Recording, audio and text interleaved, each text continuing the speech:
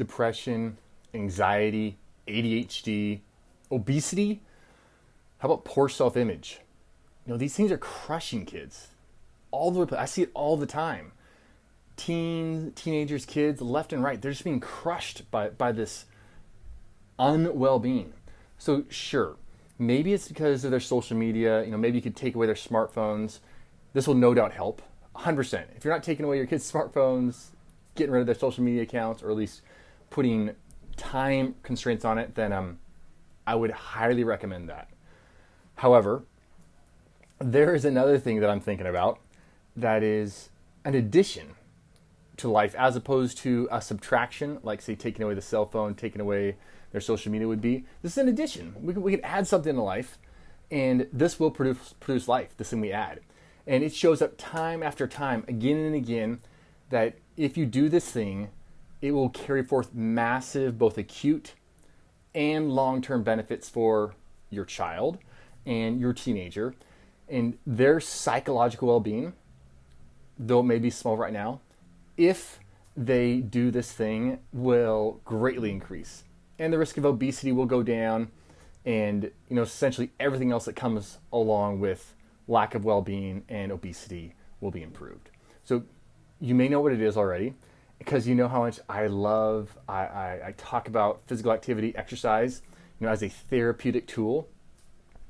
And that really, in 12 years of practice, seeing patient after patient, thousands, 10,000 most patients or more now, I've yet to see a person who was consistently getting after exercise, getting after physical activity, having that a part of their life routine, who did not enjoy life more and have less depression, less anxiety, less ADHD symptoms, who didn't, exude more confidence, who didn't enjoy their improved body composition and, just literally their capacity to thrive in life. And who doesn't want that? By this simple thing. And, this is especially a big deal for our kiddos because so many kids are not physically active. They're playing video games, they're reading books, they're just hanging out. And you don't have to take my word for that this is a big deal. Since I know everybody wants to hear, the peer-reviewed journals, what they're saying, what that double-blind placebo-controlled study says, just experience doesn't work anymore, right? So let's consider a couple articles I pulled out. One from the Journal of Sports Medicine. This is a study carried out in 2019.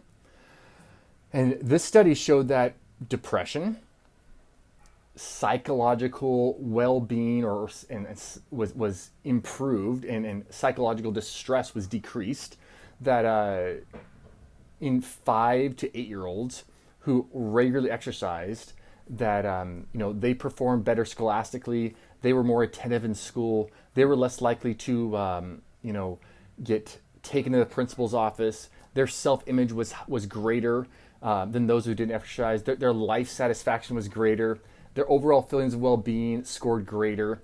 And even 2 years later, after they did the study on the people that are exercising, people that are not exercising, those that were exercising in the beginning, 2 years later, still were experiencing less depressive disorders, less anxiety disorders, less ADHD, less getting in trouble. And that was simply by exercising.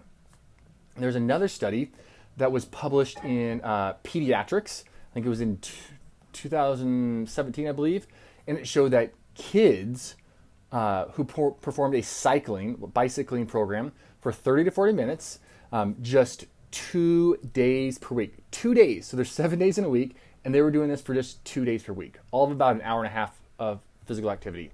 That these kiddos were significantly better at regulating their behavior. They were significantly better at regulating their mood, and they had way fewer disciplinary timeouts. And this wasn't just children that already have everything lined up for them. A lot of these kids were autistic and already had behavioral disorders and things that people were working through and trying to help them with. So is this not fantastic news? That simply the act of exercising with published literature behind it, and there are endless more studies on how children who are regularly active perform better. across all domains. We're talking academically, physically, relationally. They sleep better. They're more likely to try new things, eat new foods. All of this simply because they're being physically active. Even like executive function, which is a big problem for kids growing up. Problem solving, making choices, knowing what the right choice is to make.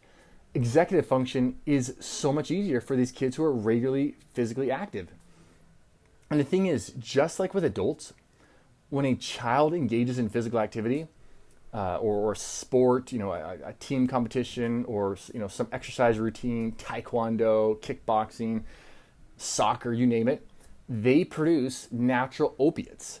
And those opiates, you may have heard me before, those are like, there's medications that are highly addictive that mess with our opioid receptors.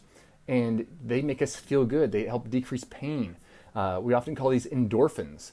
And when endorphins are produced, life outlook, it blossoms. It's rainbow colored. It's colorful.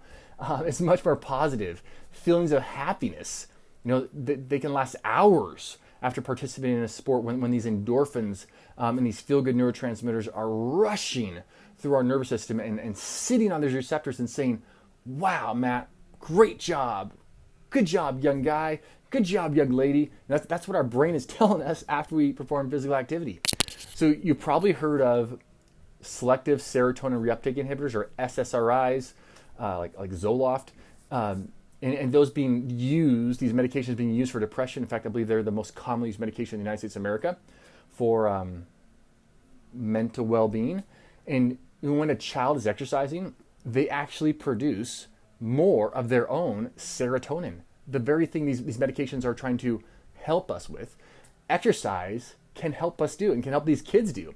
It can help balance their mood by upregulating serotonin. It can fight off depression. It's like sticking a shield out there against depression when serotonin levels go up. And if you have improved serotonin and endorphins, you're actually perceiving yourself. Your kids are perceiving themselves as being more attractive. They're perceiving themselves as being more desirable. They're perceiving themselves as having more confidence. And this is irregardless of whether or not they're actually physically attractive or anything's actually changed in their body composition or anything. That perception, it can go a long ways, and it can help them in all manner of life. And when they want to get a job, when they're going into a new class, new school, starting a new sport, new activity, trying new things.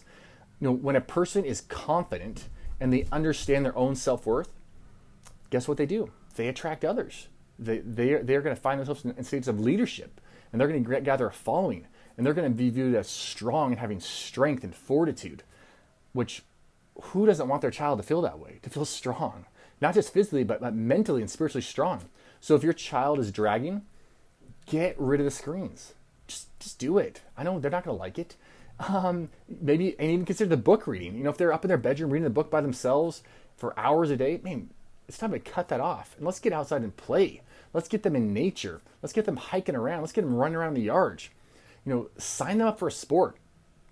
You say, but they don't want to do that. They don't want to play sports. I hear it all the time. It doesn't matter what they want.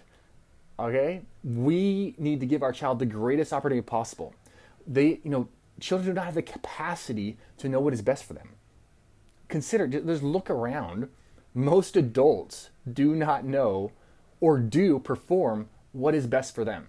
So all the more for a child growing up in this age, we need to usher them and show them what is best for them. Maybe it's kickboxing, maybe it's rowing, maybe it's running, swimming, CrossFit, jumping rope, bicycling, dirt bike riding, powerlifting, it's tag in the yard, freeze tag, ultimate frisbee, dance classes, gymnastics, you name it. Maybe it's basketball. Just let's get them out there. Let's create opportunity for them. We want our children to excel. I know you do. Otherwise, you wouldn't watch this. The sooner we as parents make the choice to get our kids out of their little cocoon, on the couch, on the video games, on the internet, and out into the field, we get them competing, we get them breathing hard, seeing that nice flushed red face. They're like bent over because they're tired. The sooner our kids get to experience this, that the benefits, that is a life full of physical activity and exertion, man, well-being is going to go through the roof. The enjoyment within the family is going to go through the roof. If consistent physical activity is not a part of your daily routine, unfortunately, your children are going to underachieve. They are going to underachieve because physical weakness is one thing. I'm just physically weak. But guess what? Mental weakness, in my opinion, is far worse. Because then when obstacles come in life, which they're going to come, they're not going to be ready for them. But guess what? There's good news. With physical exertion, we can increase mental fortitude. We can increase our children's capacity to deal with life, to deal with challenges. So let us get after it. Please don't wait another day. And, me and you as parents, it starts with us modeling it. It starts with us modeling physical activity. It starts with us, we don't have to have a six-pack and be ripped and all this kind of stuff.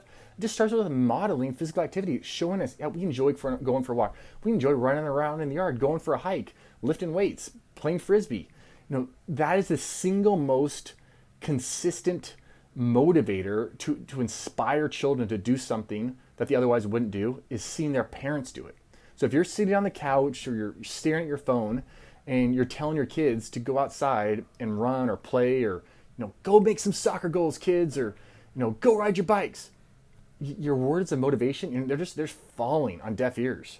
They're not inspiring the children to do it. You're not inspiring your kids, your children to do that thing. So let's help our children.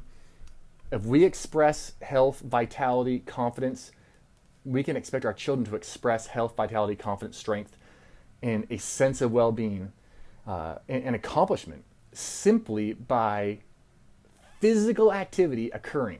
Them being physically active, them pushing themselves. So I know I was kind of preaching today, but this is so important. I'm all about kids experiencing their best life. I got 6 little kids from 9 to 6 months old, and I know beyond a shadow of doubt, the more active my kids are, the happier they are, the more enjoyable they are to be around, the more enjoyable they are with each other, and the easier it is just to parent and as a whole. So I'm Dr. Matt. Hope this is helpful. Please subscribe, like, send it around. I want no kid left behind when it comes to physical activity.